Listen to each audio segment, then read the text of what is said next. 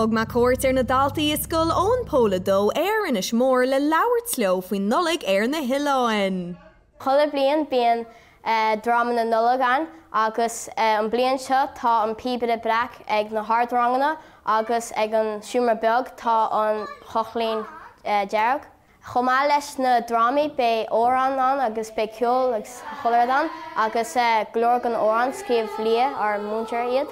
Tá an deochar brontanas a go choilechana ar Nílan meall níoch siopa agan agus níoch bia in áíre agus can muid imacht seolamach an bad é dús agus an sin sa ben ní a bhíon muid sa chathair fáin muid na brontanas an sin cá muid teachta ráis ar cóir agus bus. Ullmhú chuinnig muid dadí Nollaig sús spéil nó bhí muid bannar an foiineog.